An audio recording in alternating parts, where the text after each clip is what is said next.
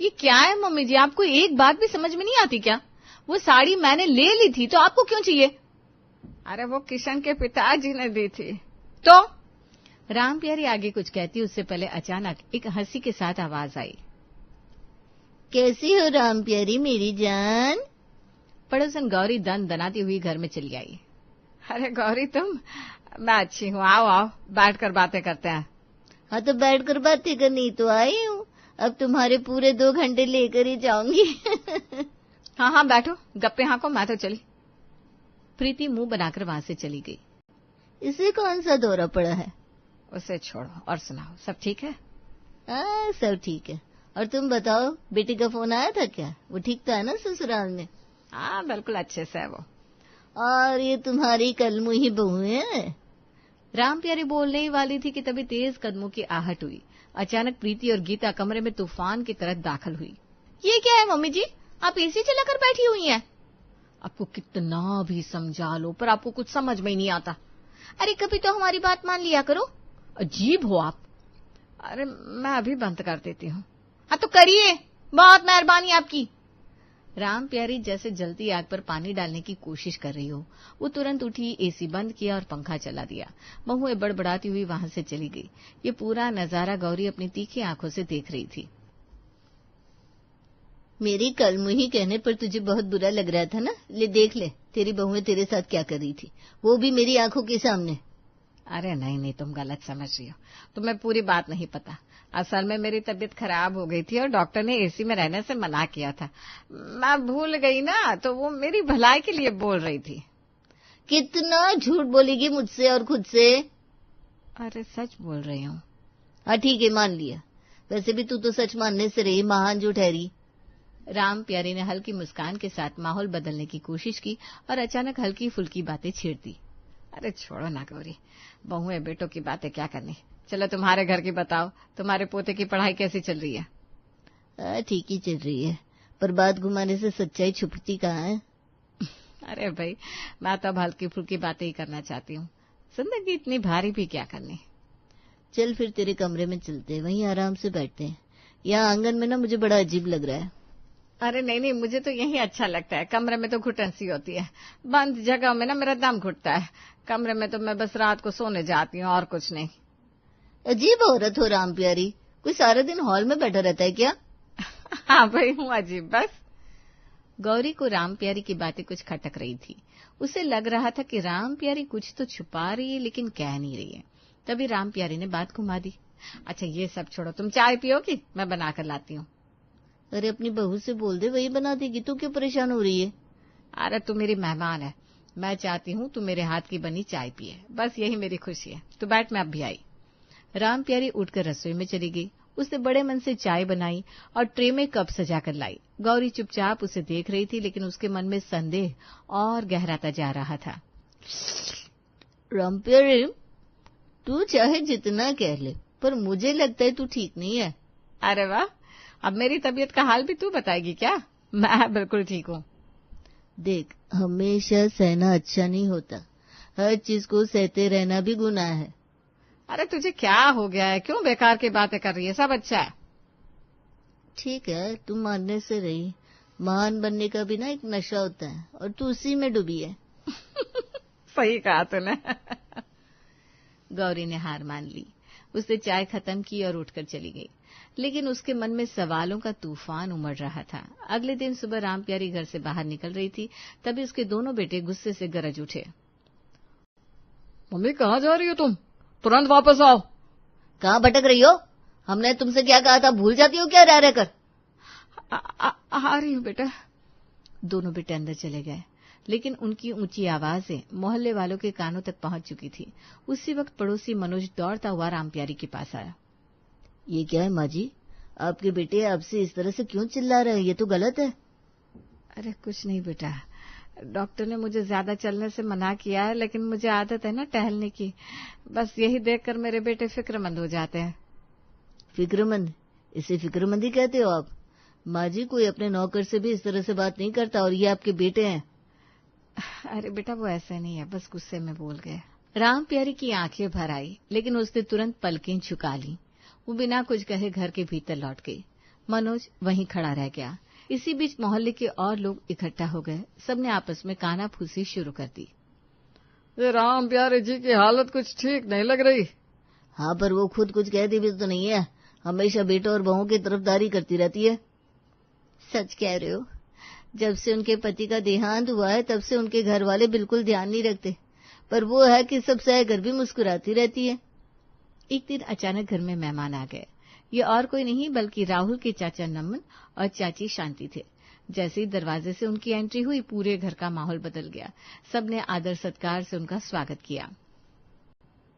आइए आइए चाचा जी, चाची जी, आप लोग तो बरसों बाद आए हैं। हाँ, हमें तो बहुत खुशी हुई आपको देखकर। अरे भाई, अब तो आएंगे ही, सोचा बहू बेटों से मिलते चले।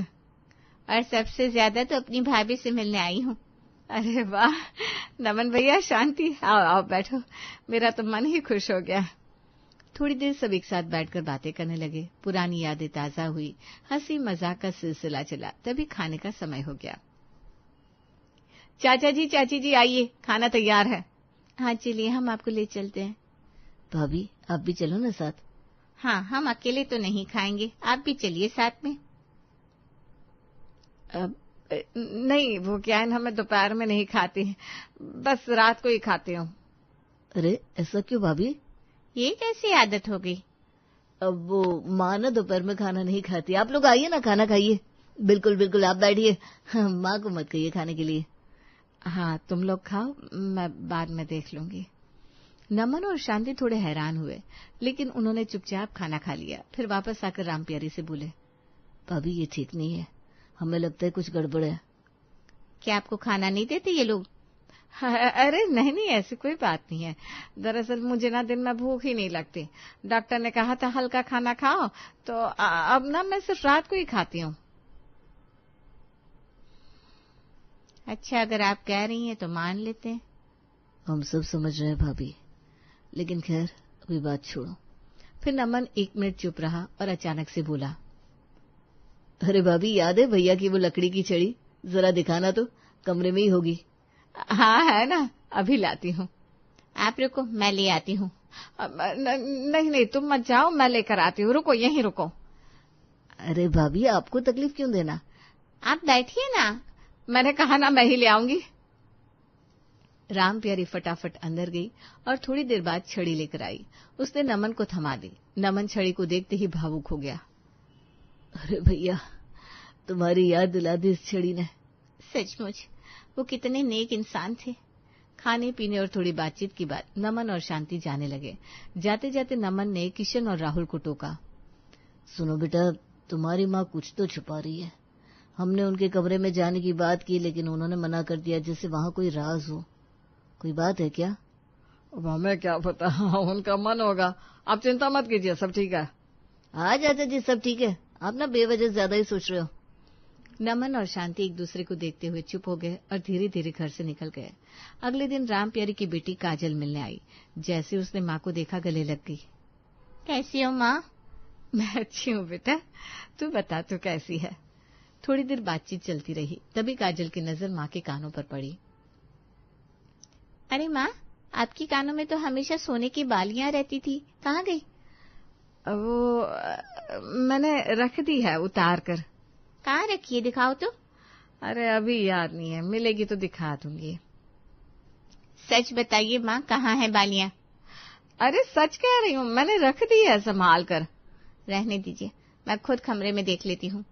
जैसे ही काजल उठी, कमरे की ओर बढ़ी, राम प्यारी घबराकर झट से खड़ी हो गई। नहीं नहीं, तू रहने दे, तू मेरे पास बैठ, खोदने टटोलने की कोई जरूरत नहीं है।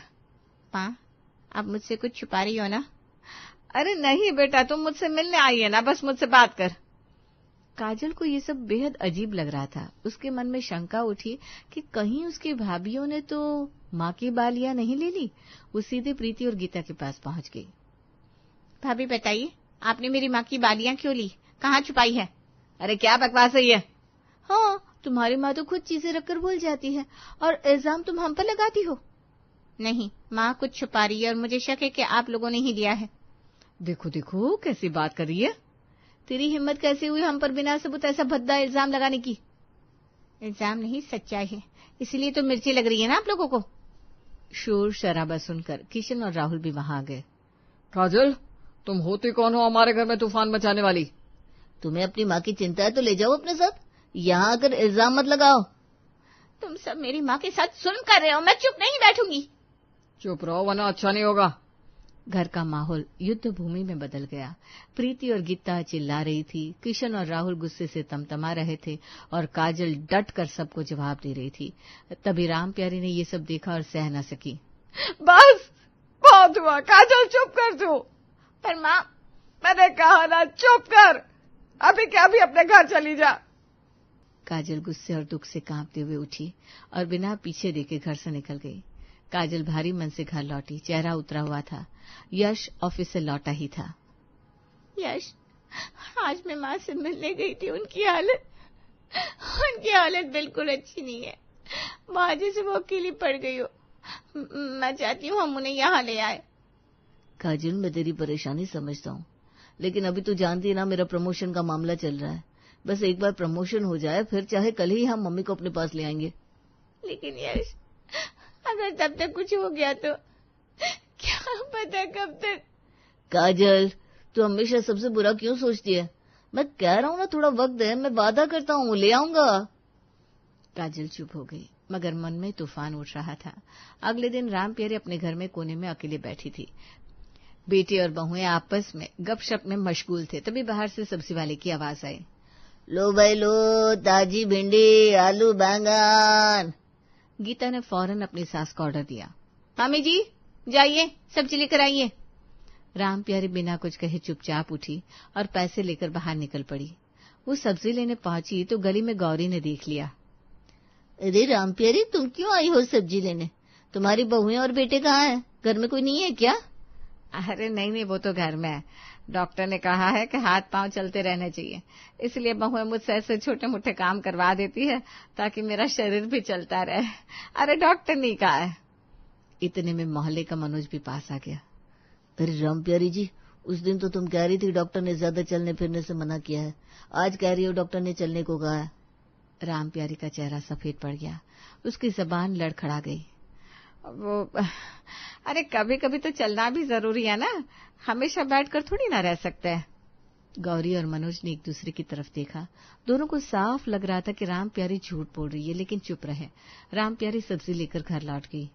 अच्छा, अब सब्जी लेकर आई हो तो बना भी लो। हाँ ठीक है। वो रसोई में लग गई। तभी गौरी किसी काम से उनके घर आई।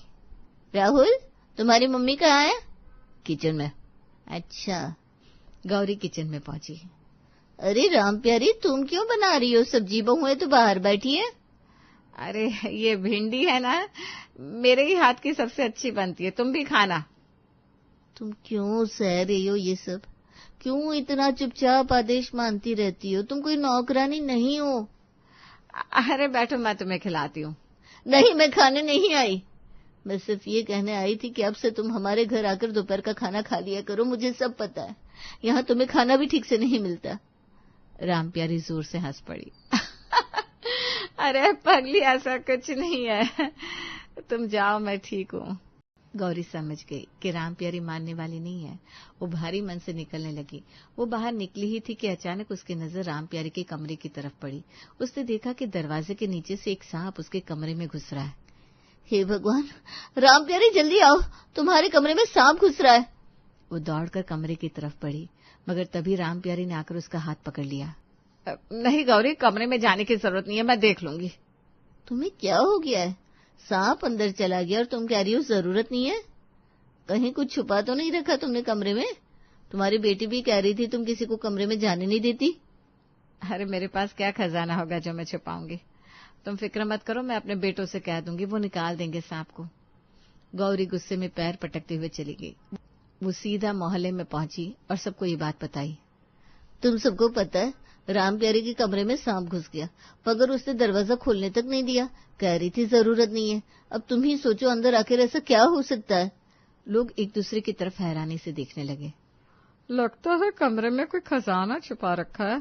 नहीं नहीं, मुझे तो लगता है वहाँ कोई गुप्त तहखाना है। वही ऐसा तो नहीं कि दरवाजे के पीछे कमरा है ही नहीं। अरे क्या बोल रहे हो? पर कुछ तो गड़बड़ है। पूरा मोहल्ला तरह तरह के कयास लगाने लगा। सबको राम प्यारी की फिक्र थी। उधर किशन और राहुल ने कुछ भयानक तय कर लिया था। एक दिन उन्होंने कहा, माँ चलिए आज हम लेकर चलते हैं। अरे बेटा क्या हो गया तुम्हें? कहाँ ले जा रहे हो मुझे? चलो तो।